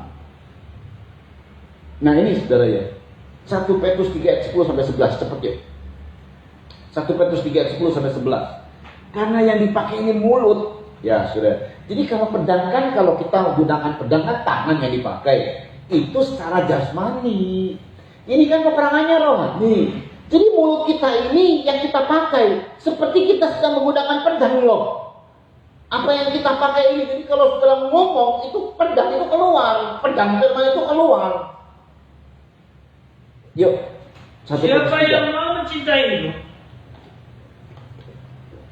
dan mau melihat hari-hari baik, Ya, siapa yang mau mencintai hidup dan melihat hari-hari baik. Terus Ia harus menjaga lidahnya terhadap yang jahat. ia harus menjaga lidahnya terhadap yang jahat. Terus Dan bibirnya terhadap ucapan-ucapan yang menipu. bibirnya terhadap ucapan-ucapan hoax yang menipu. Terus Ia harus menjauhi yang jahat ia harus menjauhi yang jahat. Terus dan melakukan yang baik. dan melakukan yang baik. Terus Ia harus mencari perdamaian ia harus damai. Ya, dan berusaha mendapatkannya. iya saudara. Jadi saudaramu, firman, sampaikan firman. Apa yang dipakai? Mulut. Firman itu pedang. Jadi kalau kita menyatakan firman dalam terlontar dari mulut kita firman Tuhan, itu kita sedang melempar pedang firman, akan kena sasarannya, begitu loh. Kita sedang menggerakkan pedang firman, akan kena sasarannya. Iblis kalah, hancur ya. Kalau kita katakan virus kalah, mati dia. Oh, firman ini melakukan tindakan-tindakan yang dahsyat kok. Dari hal yang kecil sampai yang besar. Kalau kita katakan firman, nah itu sebabnya karena mulut yang kita pakai. Kita sudah menunjukkan kedewasaan akil balik, punya otoritas, sudah punya hak, lakukan otoritas. Tapi karena mulut yang kita pakai, kita harus biasakan. Mulut ini dipakai hal-hal yang baik. Kalau kamu ingin mencintai hidupmu dan mau melihat hari-hari yang baik, jaga mulut kita ini. Dan mulut ini keluarnya dari mana? Dari hati. Apa yang meluap di hati keluar dari mulut, saudara. Sumbernya ya di hati. Wah, bolak-balik hati. Dan begitu, saudara. Sumbernya di hati. Hati ini harus damai. Kalau hati ada permusuhan, kalau hati ada perselisihan, kalau hati ada iri hati,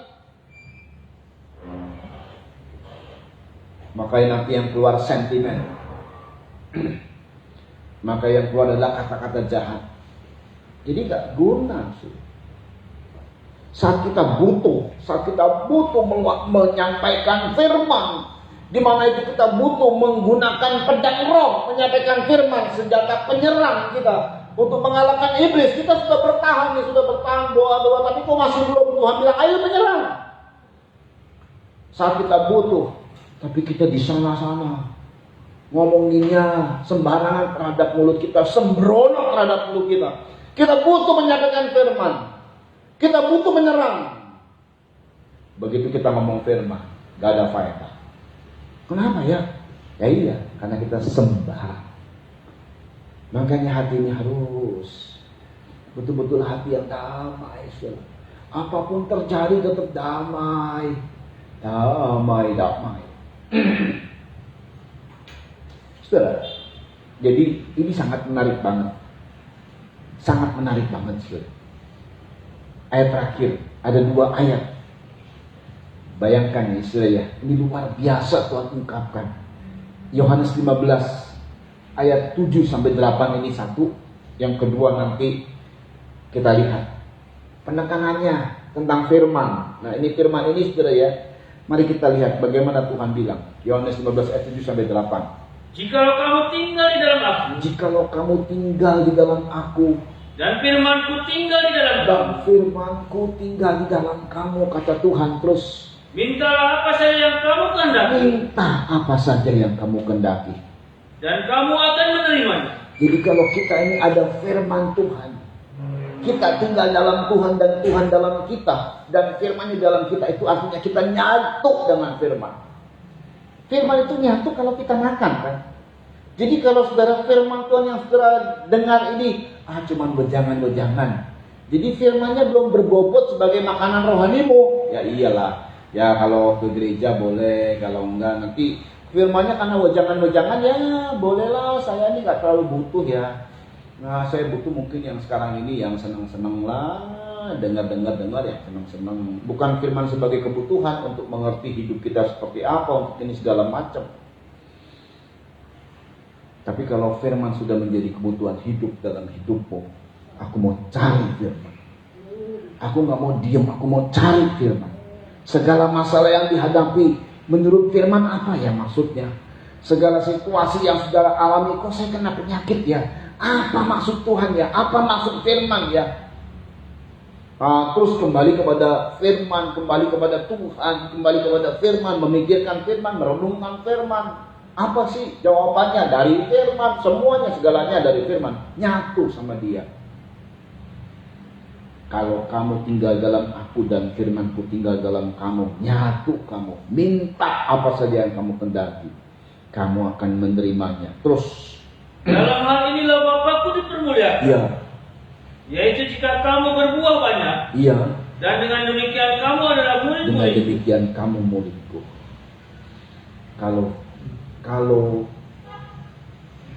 kamu tinggal di dalam aku dan firmanku tinggal di dalam kamu, minta, harap apa saja. Semua penyakit dalam nama Yesus. Wah, ini untuk pribadi kita ya, untuk pribadi kita. Dalam nama Yesus, semua penyakit dalam hidupku hancur, keluar dari diriku. Keluar ya. Mau virus corona kayak mau virus apa kayak.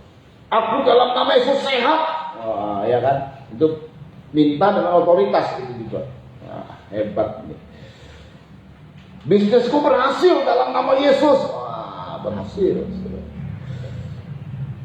Kalau firman itu dalam diri kita. Jadi yang kita keluarkan itu firman nanti pasti. Waktu saya ngomong dalam nama Yesus, bisnisku berhasil. Itu hasil daripada saya merenungkan firman. Oh iya, karena di dalam firman mengatakan bahwa semua anak-anak Tuhan aku berkati. Dorongan dari ini aku berkati kamu. Di hati kita dibilang oleh Tuhan, karena firman dalam diri kita, kamu diberkati. Jangan khawatir, ayo maju. Gitu ya. Ayo buka usaha. Gitu ya. Maju, jangan khawatir. Pandemi, enggak masalah buat kamu. Aku sudah buka jalan. Wah, kita dapat dari firman Tuhan. Kita dapat semangat Tuhan begitu. Mesti ngomong, sudah mesti ngomong. Dalam nama Yesus Kristus, baru buka toko misalnya. Aku pasti berhasil. Mesti nyerang, senjata penyerang. Katakan yang positif. Katakan yang positif. Katakan iman. Beberapa orang saya bilang, ayo pakai otoritas. Katakan sembuh kamu, sembuh. Pasti sembuh. Nah, salah satu yang lain lagi. Ini kedua-duanya sama. Fasilitas firman sudah dapat. Ini fasilitas yang betul-betul nyatu lagi dengan diri kita, saudara. Yohanes 6, ini ayat terakhir. Ayat 54 sampai 56. Ini luar biasa ya. Jadi Tuhan itu sediakan, kalau misalnya di dalam di dalam pengobatan misalnya, ada virus corona, obat ini nih, vaksin ini nih bagus nih. Ada lagi yang lebih bagus, vaksin ini nih. Cuman mahal, vaksin ini bagus tapi mahal, gitu ya. Nah, saudara, atau dilengkapi dengan ini dan ini dan ini. Lebih bagus lagi kalau dilengkapi begitu ya. Ini firman juga begitu. Setelah kita mendapat kelengkapan dari firman Allah, ditambah kelengkapan yang lebih hebat lagi. Yohanes 6 ayat 54 sampai 56. Yo. Barang siapa makan daging, Barang siapa makan dagingku terus dan minum darah, dan minum darahku, yang tiap-tiap minggu kita lakukan perjamuan suci. Setiap orang yang sakit kena virus, saya mohon supaya saudara terus lakukan perjamuan suci. Bukan hanya tiap minggu saja. Selama kau sakit, minum perjamuan suci. Tiap hari juga nggak apa-apa. Ya saudara ya, jangan banyak-banyak memang. Pendeknya minum perjamuan suci. Saudara harus percaya bahwa apa yang kau makan dan minum adalah daging dan darah Tuhan. Wah, saudara ya. Jadi saudara secara jasmani ya tetap aja roti yang saudara pegang dirasa juga roti, anggur yang kita minum dirasa juga anggur, nggak ada terasa darah gitu, terasa daging gitu di mulut kita, enggak, semuanya sama, nggak berubah saudara di perasaan jasmani kita. Tapi iman kita menyatakan, aku mengakui ini tubuh dan darah Kristus. Saat aku makan dan minum perjamuan suci, aku sedang makan daging Kristus dan minum darah Kristus. Terus, Ia mempunyai hidup yang kekal. Dia mempunyai hidup yang kekal. Terus, Dan aku akan membangkitkan dia pada akhir zaman. aku membagikan dia pada akhir zaman. Terus, Sebab dagingku adalah benar-benar makanan. iya, makanan itu ada makanan konsumsi. Waduh, vitamin nih buat membangkitkan imunitas kita. Saya mau kasih tahu yang benar-benar makanan, daging Kristus dan darah Kristus. Wih, luar biasa. Yuk, Dan darahku adalah benar-benar minuman. terus.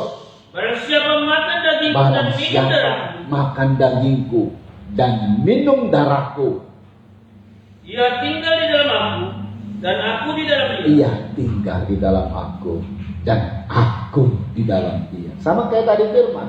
Barang siapa yang tinggal di dalam aku dan firmanku tinggal di dalam kamu. Ini dilengkapi. Kalau ini vitamin, ini multivitamin yang dilengkapi.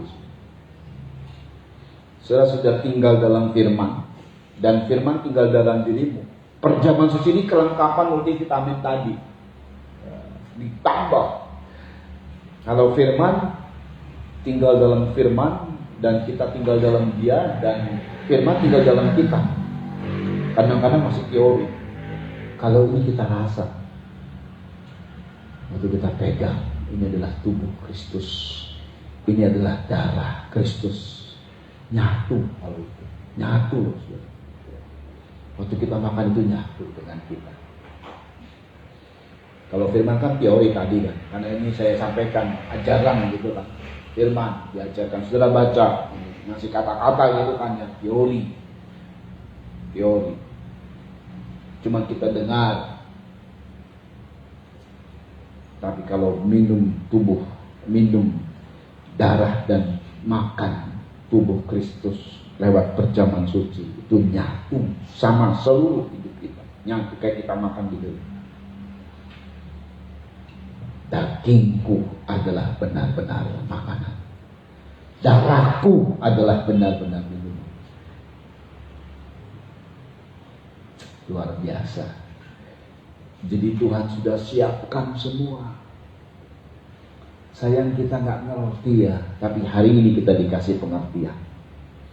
Kalau itu udah nyatu sama kita. Dan pada saat kita, jadi pedang itu, pedang roh itu, pedang firman itu nyatu sama kita. Jelas kita menang lah. Nggak nyari-nyari. Aduh, senjataku mana ya? Enggak, saudara. Kalau ini kan nggak nyatu sama kita. Saudara mau bawa kemana ini? Nah, saudara doakan orang pakai Alkitab. Mau apa saja. Bukan ini. Bukan Alkitab.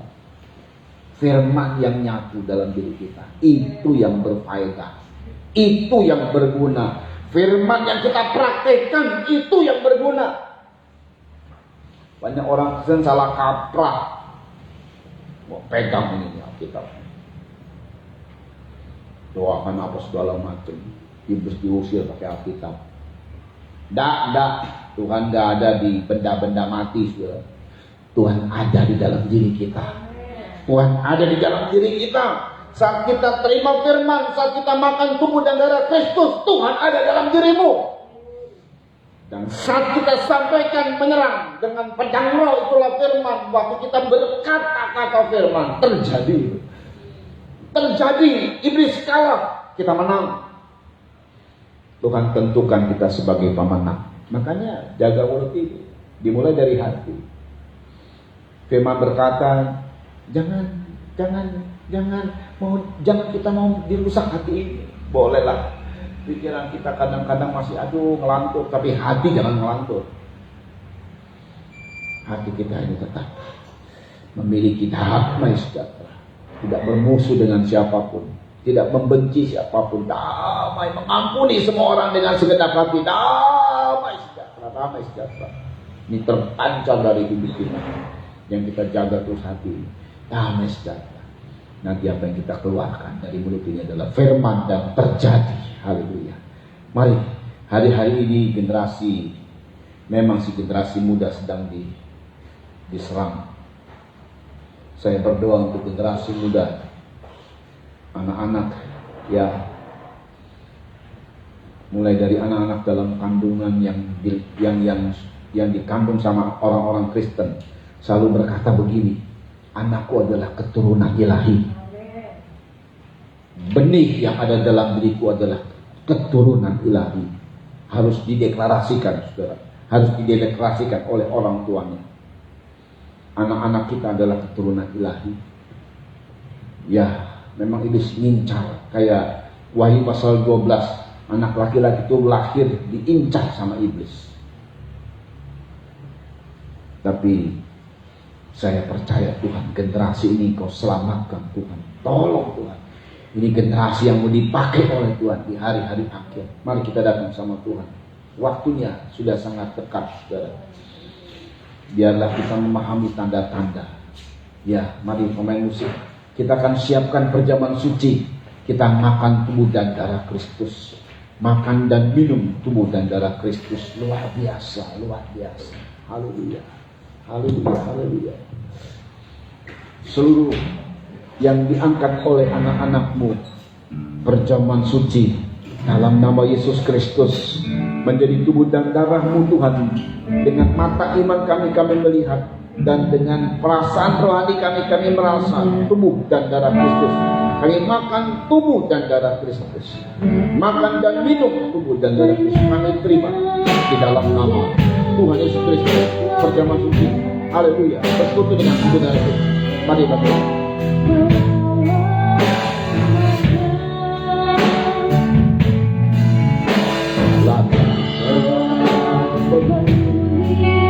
Siap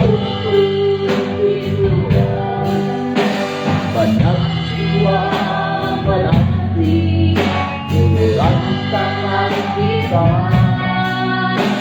Tuailah sekarang. Nyatakan kemuliaan-Nya pada segala bangsa, biar kuasanya dinyatakan melimpah. Makinnya gereja Tuhan pada seribu.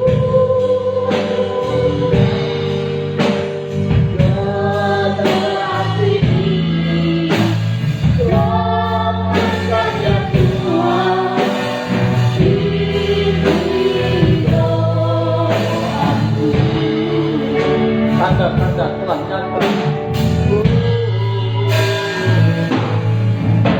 Tanda-tanda telah nyata. Hujan hari meninggal. Air sedang melawan cuaca. Amin. Telah berdiri siap untuk dibuat.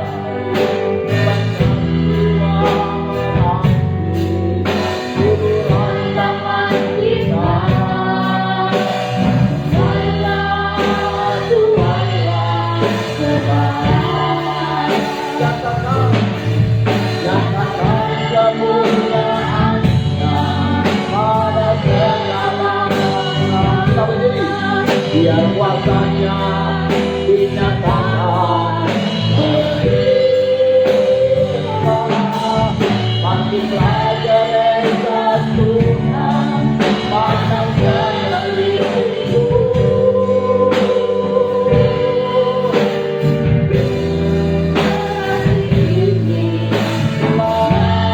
Selamatkan ya Tuhan. Angkat tubuh Tuhan, angkat tubuh Kristus. Haleluya. Dengar firman Tuhan. Sebab apa yang telah kuteruskan kepadamu telah aku terima dari Tuhan, yaitu bahwa Tuhan Yesus pada malam waktu Ia diserahkan mengambil roti, dan sesudah itu Ia mengucap syukur atasnya. Yesus memecah-mecahkannya dan berkata, inilah tubuhku yang diserahkan bagi kamu. Perbuatlah ini menjadi peringatan akan aku. Bukankah roti yang kita pecah-pecahkan adalah persekutuan dengan tubuh Kristus? Amin. Makanlah dengan percaya tubuh Kristus dalam nama Tuhan Yesus Kristus.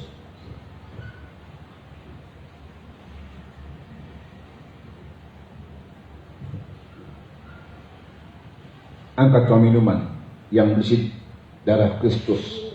Dengar firman Tuhan. Demikian juga Yesus mengambil cawan sesudah makan lalu berkata, cawan ini adalah perjanjian baru yang dimeteraikan oleh darahku. Perbuatlah ini setiap kali kamu meminumnya menjadi peringatan akan aku. Sebab setiap kali kamu makan roti ini dan minum cawan ini, kamu memberitakan kematian Tuhan sampai Dia datang. Bukankah cawan pengucapan syukur yang atasnya kita ucapan syukur adalah persekutuan dengan darah Kristus? Amin.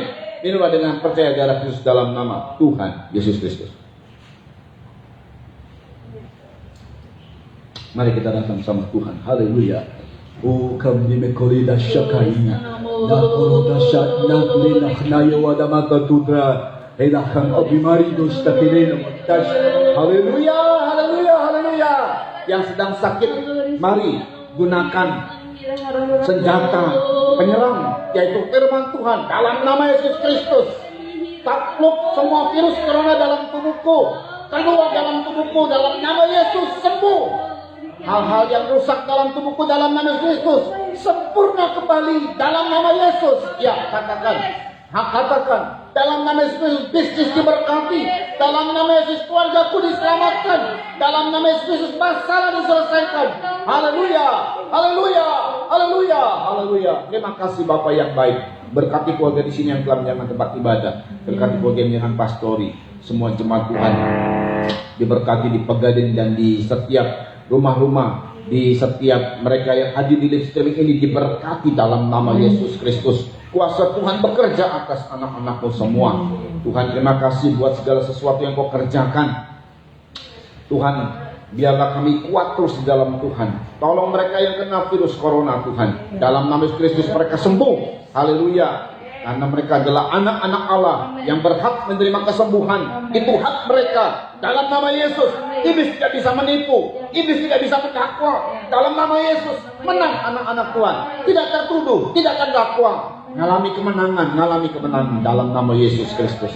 Berkati Tuhan segala sesuatu di PPKM ini, kami tetap terpelihara. Haleluya. Tuhan membuka jalan. Apa saja Tuhan bisa buka jalan buat semua anak-anak Tuhan.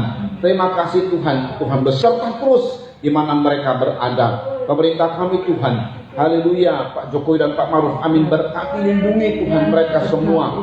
Demikian pula Tuhan vaksinasi supaya sukses di Indonesia ini. Haleluya, sehingga Indonesia bisa menang dari virus corona ini Tuhan. Haleluya, punya kekuatan dari Tuhan. Terima kasih Tuhan Yesus Kristus. Demikian para menteri serta kepala-kepala daerah dari tingkat gubernur sampai lurah, RT, RW juga Tuhan lindungi semua dan Tuhan berkati dalam kepemimpinan mereka Tuhan, sehingga mereka bisa melaksanakan tugas kenegaraan sebagai abdi negara dengan baik untuk nama Tuhan dipermuliakan di Indonesia ini. Terima kasih Tuhan. Sedangkan yang bergerak di bidang hukum, KPK, TNI, Polri, BIN dan semuanya Tuhan bisa melakukan kasus-kasus besar terorisme, koruptor, gemung-gemung narkoba, sindikat, mafia, supaya semua dihukum sesuai dengan keadilan di Indonesia. Tegakkan keadilan di Indonesia Tuhan.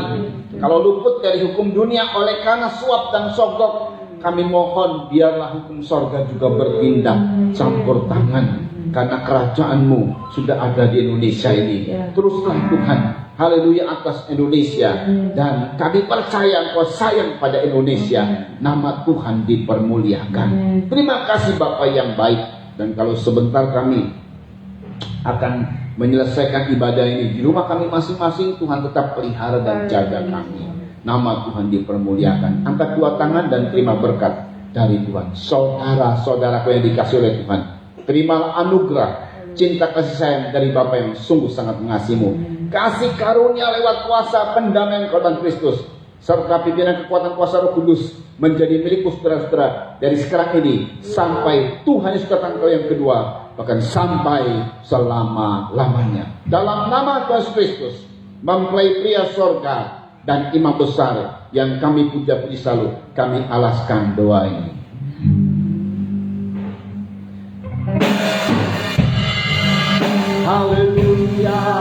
haleluya, bagi anak domba.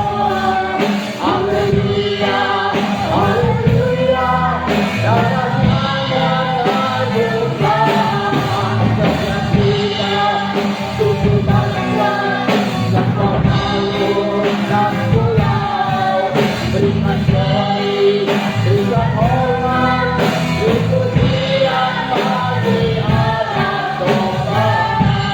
Haleluya, haleluya, haleluya, haleluya, bagi anak domba. Haleluya, haleluya, darahnya terbuka, setiap kita suku bangsa dan pemalur dan pulau, berikan glory, berikan hormat, pujian bagi anak domba. Pujian, pujian bagi anak domba. Pujian, pujian bagi anak domba. Yesuslah Sang Raja. Amin. Tuhan memberkati.